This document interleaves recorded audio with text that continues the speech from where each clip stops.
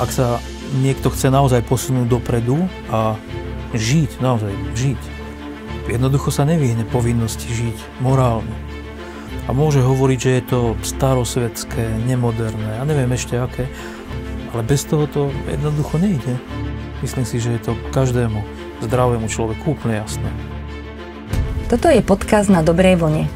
Vypočujete si rozhovory o nadčasových myšlienkach, ktoré sa nám páčia, i úvahy o podstatných otázkach ľudského bytia, ktoré nás zaujímajú.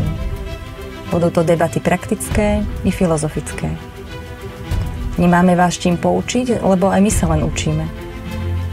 No ak sa aj nájde niečo zaujímavé, tak je to len osobná skúsenosť, vlastný pohľad na vec, inšpirácia hodnotnými myšlienkami a chuť objavovať svet v nás a okolo nás.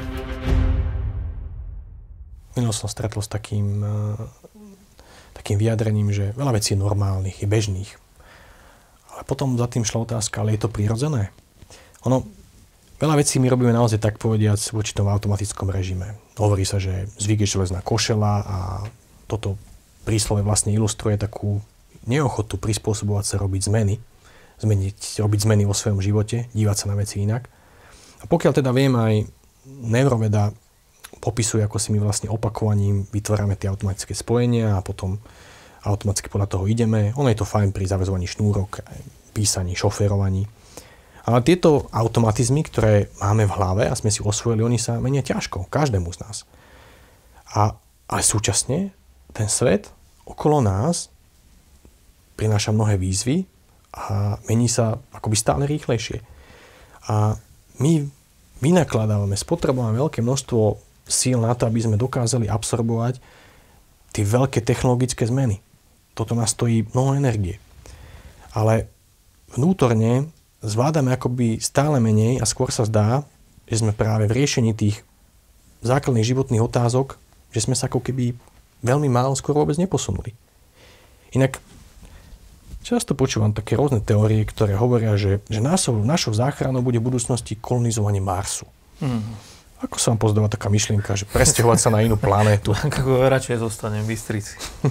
Nedivím sa. Ale zase proti gustu žiaden dišput, ak sa hovorí, ale neviem si pomôcť.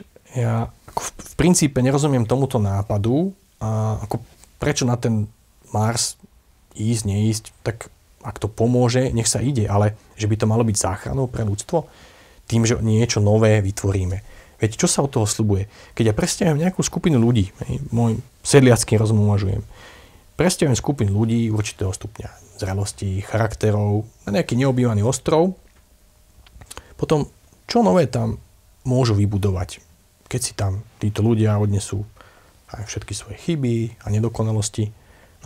Neviem dospieť k inému, kvalitatívne tam nebudú nič iné, ako vybudovali doma. Presne. Iba, že by utekali pred nejakým totalitným systémom. Ale ten prístup, hľadanie riešení. Pamätám si, ako ešte nebolo tak dávno, ale asi to bolo už dávno, v 90. rokoch, tej som to zachytil ako študent, žiak, že najdôležitejšie u človeka je IQ, inteligencia. Kto má inteligenciu, to je král. A potom sa došlo, že ale predsa tá inteligencia proste a tvrdo a aj psychopati sú inteligentní a tak, aj príliš. Že dôležitejší faktor je, že empatia. Že sa vcítim, akože vnímam, EQ.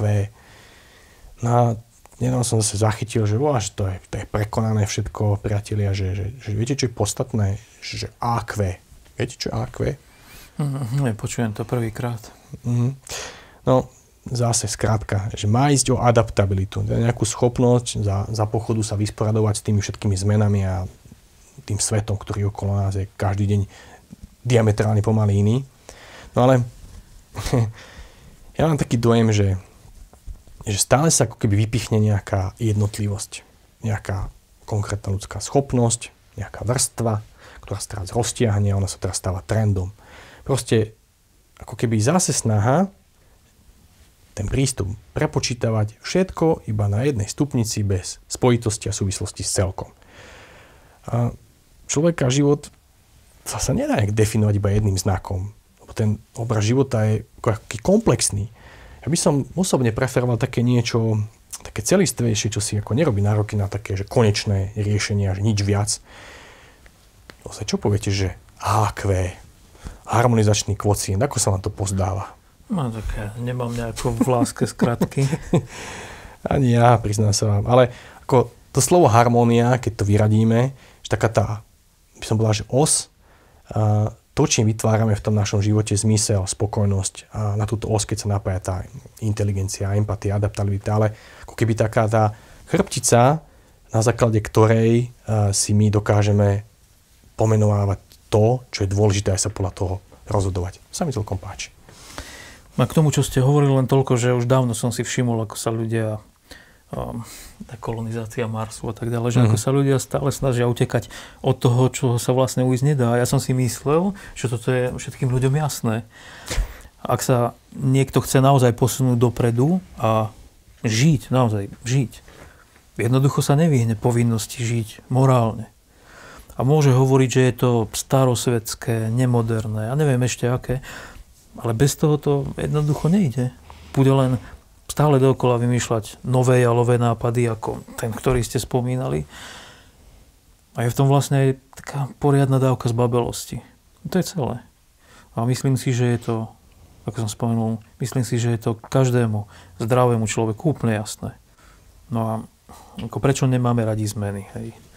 Tak sú zmeny a zmeny. Tie prvé sú také vonkajšie. Musíme zmeniť prácu, takže sa musíme presťahovať, alebo zmeniť režim, keď sa narodí dieťa. Fajn. Asi to chce určitú dobu na adaptáciu. Niekto sa prispôsobí skôr, niekomu to trvá dlhšie. Sám patrím k tej druhej skupine. Či je to hanba? Možno je, ale tým sa nejako netrápim. Všetko sa dá zvládnuť. Ale meníte sa stabilne. Tak naruší to nejaké naše zvyklosti, povedzme, ale nakoniec predsa vznikne niečo nové. Zvykneme si na to, hej. Ale potom sú tu ešte zmeny, ktoré musíme urobiť niekde oveľa hlbšie v nás. A to už nie je také jednoduché. No ale práve s týmto druhom zmien som ja osobne nikdy nebol nejako že na nože.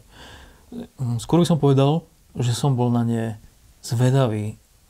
Je mi jasné, že takéto zmeny zasahujú v človeku povedzme pohodlnosť, to nazvime. Tiež ide o zaužívané spôsoby myslenia. Možno skrátka aj o prevzaté názory, akože život je o tom nájsť si dobrú prácu a dobre zarábať, lebo tak to robia ostatní. Tak to zrejme asi bude naozaj životný cieľ. No ale ako som povedal, ja som bol naozaj zvedavý, že čo takáto zmena prinesie, čo nové objavím. Keď sa povedzme niečoho vzdám a tak ma tá námaha vnútornej činnosti vôbec neodradila. Ja neviem, možno vie u ľudí naozaj zaúčinkovať aj strach. Viete, ako z neznámej pôdy. A skôr to vidím na tú pohodlnosť.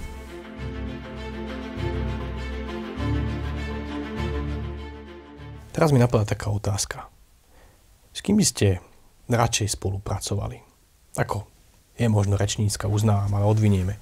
S niekým, kto uznáva podobné životné princípy ako vy, ale vám je to jedno, aký má vnútorný hodnotový rebríček. S kým by ste radšej spolupracovali? No, a tento podcast robím s vami, takže...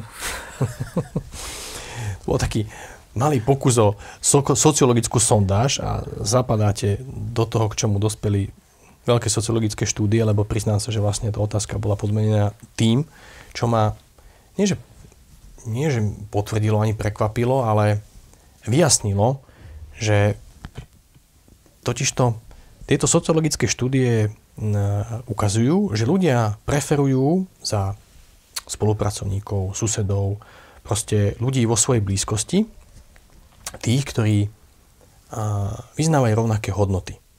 Ako farba pletí, etnikum, jazyk, sociálny status, alebo aj to, k čomu sa navonok hlási, pokiaľ ide o nejakú náboženskú príslušnosť, že to sa dá preklenúť, to nie je podstatné. Ale podstatné je to, že či sa my dokážeme naozaj zhodnúť na tých základných hodnotách, na základe ktorých, keď sa proste spoznáme a zhodneme sa, že jednoducho vieme spolu fungovať. Lebo tak povedz na konci dňa rozhoduje, že či si my navzájom môžeme dôverovať. A kedysi to bolo tak, že stačila tradícia náboženská, národná alebo nejaká iná, ktorá určoval nejakú hodnotovú doktrínu, proste tradícia návonok zjednocovala ľudí. Podľa zovňajšku, alebo teda k čomu sa človek prihlásil, sa dalo určiť, že kto je priateľ a kto nie. Ja to zjednodušujem, ale nejak takto fungovalo. No a v dnešnej dobe ľudia hovoria a chcú, že autentickosť, ale tá autentickosť sa nejakým spôsobom aj prejavuje v našich postojoch. A áno, dnes je to tak, že už nefunguje tá tradícia, že to nás spojiť nedokáže. A ja si myslím, že je v tom nejaká, nazval by som to, že evolúcia a my sa naozaj potrebujeme vnútorne posúvať a doraz na to, v čo niekde vo svojej hĺbke veríme, čo sú naše preferencie. A ten čas nejak dozrel k tomu, že je na každom z nás, aby sme si jednoducho naozaj nejak osvojili ten vlastný funkčný názor, lebo, možno to poviem inak, ten život dnes od nás požaduje viacej a aj my sami chceme od toho života viacej. My potrebujeme niečo vnútorné, niečo skutočné, lenže to nám nikto nevie dať, ono sa to nedá ani kúpiť a my to potrebujeme vybudovať sami v sebe. A spomenuli ste slovo tradícia, ja som si automaticky spomenul na náboženstvo alebo náboženstva a tiež som si spomenul na informáciu zo sčítania obyvateľstva, že stále menej ľudí vykazuje, alebo aké slovo použiť? Hlási sa k nejakému náboženstvu na Slovensku. A vo mne náboženstvo, ja som to už spomínal, myslím, v niektorej z predošlých epizód, vo mne vzbudzuje dojem organizácie. No, či už takej, alebo onakej, ktorej môžete byť členom. Mňa členstvo nezaujíma, mňa zaujíma obsah. Ja si vážim ľudské teplo, život. To je pre mňa alfa omega. Ak sa chcem tešiť z nejakej peknej knihy, nepotrebujem byť členom čitateľského klubu, hej. A ak si chcem pozrieť kvalitný film, tak nemusím byť členom asociácie scenáristov. A tým nemusím byť ani keď chcem kvalitný scenár napísať. Vlastne by som, ako sa poznám, také členstvo vyložene odmietol. Mňa tam všetky názvy a škatulky ako si samovolne odpudzujú. Zaujíma ma iba jadro veci. Naozaj nič iné. No to jadro, to naše jadro a to, ako to jadro pravíme, to myslím, že to je to, čo rozhoduje.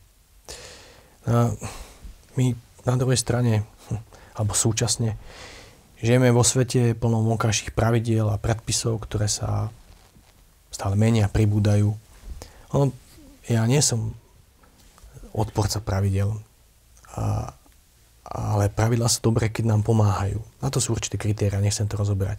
Ale keď je tých pravidiel toľko, že zasypú pointu, zasypú jadro, ktorá nám pomáha spolu lepšie žiť, tak potom je to problém. A ja mám dojem, že my ako spoločnosť v tomto smere strácame pointu a to potom býva nebezpečné. No, treba si uvedomiť, že tie najväčšie krivdy sa historicky napáchali práve v mene zákonnosti, nejakých pravidiel. V mene zákonnosti, ktorá stratila pointu, teda stala sa nejakým spôsobom neľudskou. A za všetky príklady uvediem nacistické zákony, všetci poznajú. Tie definovali nadľudí a podľudí. A podľa mňa ďalším dnes pre nás ťažko čitateľným príkladom a takým, ktorý vyvoláva naozaj, že treba byť pozore, sú práve zákony, ktoré v konečnom dôsledku majú tendenciu prepočítavať všetky životné hodnoty na jednej stupnici peňazí. Myslím, že my plné dôsledky tohto stavu dokážeme veľmi ťažko zhodnotiť, snáď až v budúcnosti, lebo momentálne my všetci sme v tom ponorení natoľko, že nám chýba potrebný náhľad. Ale myslím, že treba o tom hovoriť, uvažovať a diskutovať. Skúsim sa na to pozrieť ešte z inej strany, a to je z iného súdka.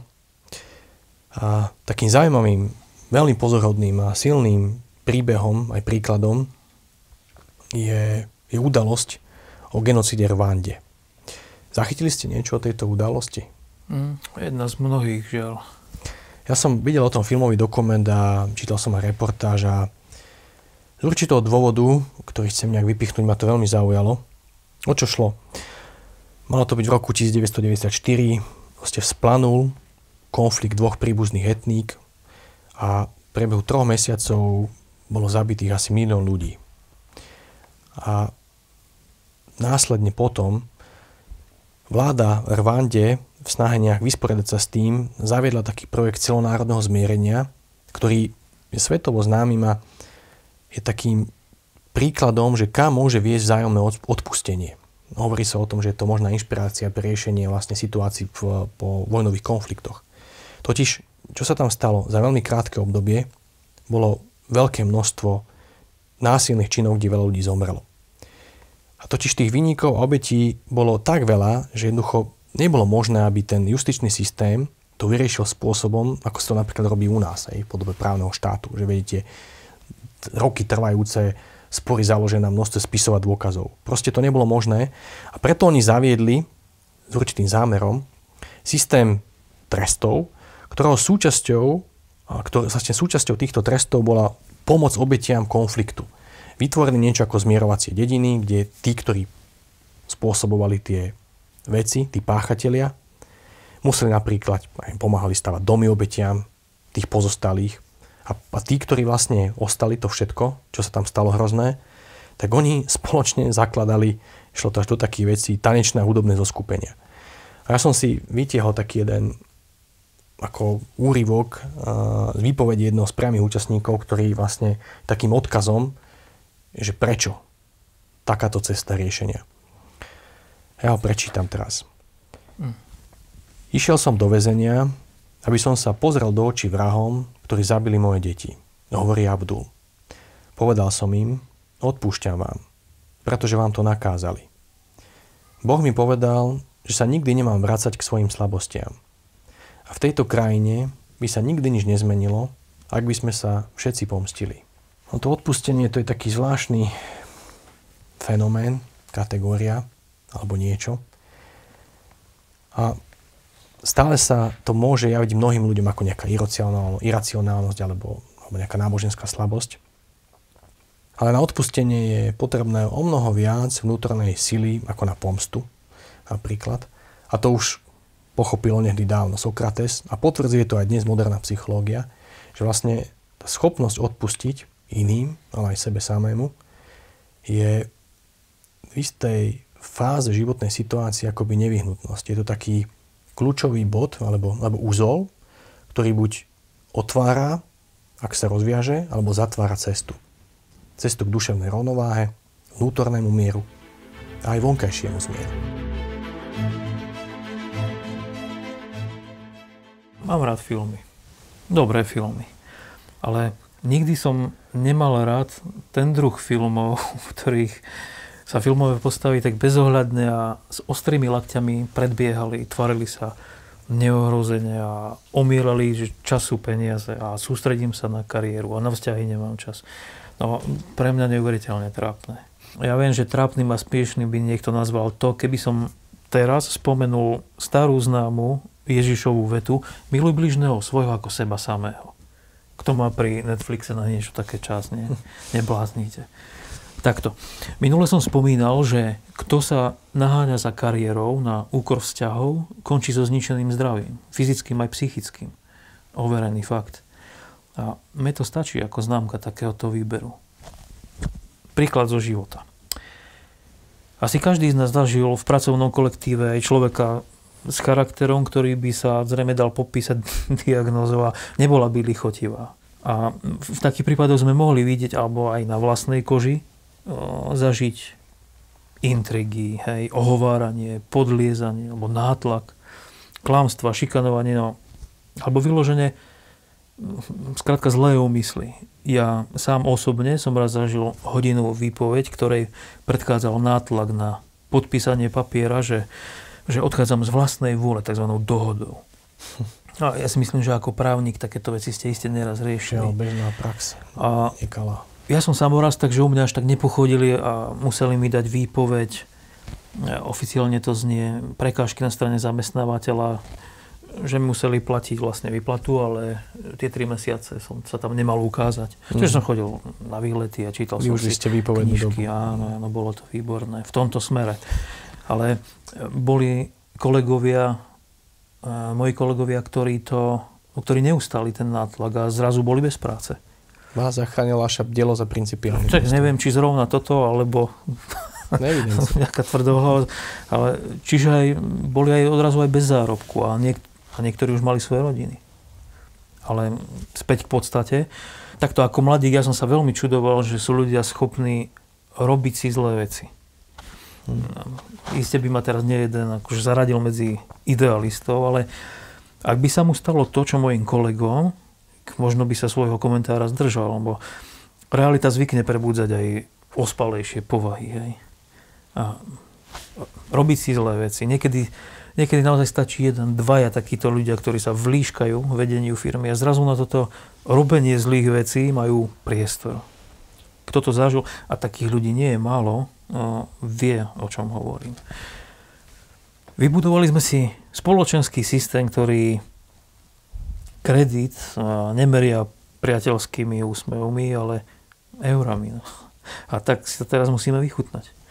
Našťastie, aspoň mne sa to občas podarí, že stále natrafíme aj na trochu ľudského tepla pomedzi to množstvo nezáujmu a chladu. A inak niekedy za chladných, hovorím to v úvodzovkách, považujeme aj ľudí, ktorí svoje emócie prejavujú striedmo. Možno na to majú dôvod, ale podstatné je to, ako sa zachovajú vo finále. Bezpečnostný odstup. No, trebárs. Isté, že ako nevidíme do druhého človeka, ale vidíme skutky. A tie sa už odhadujú ľahšie. A vidie, či sú chladné, bezcitné, bez života, alebo úprimné, ohľaduplné, vrelé. No a najlepšie to posúdi priamy adresát. Áno, už to bolo citované, že to, čo vlastne je našim tým vývesným štítom a vizitkou, tak to sú tie naše vonkajšie postoje, dokonanie, tie skutky. Dneska to bola veľmi rozmanitá téma. Ono ten pokus definovať to podstatné pre život na jednej jedinej stupnici, napríklad podľa peňazí, užitočnosti, úspechu, inteligencie, šťastia, ja si myslím, že to nemá šancu uspieť. Ono odborne, a toto je prístup, ktorý je bežný dnes, aj v bežnom živote, aj naozaj v tom, čo spracúva veda, tak ono sa to označuje, že monizmus alebo redukcionizmus. Proste keď vám chýbajú súvislosti.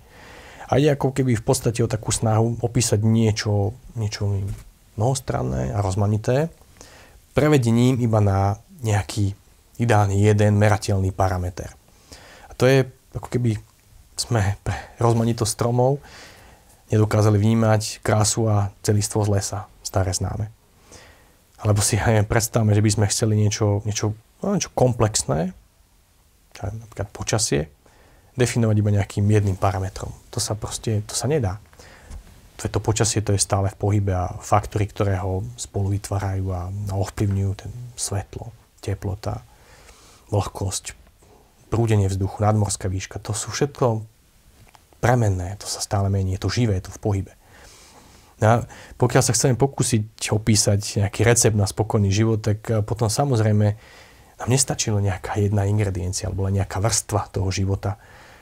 Ale pritom zase stále platí, povedané slovami filozofov a básnikov, že všetko je v pohybe a všetko drží pohromade láska.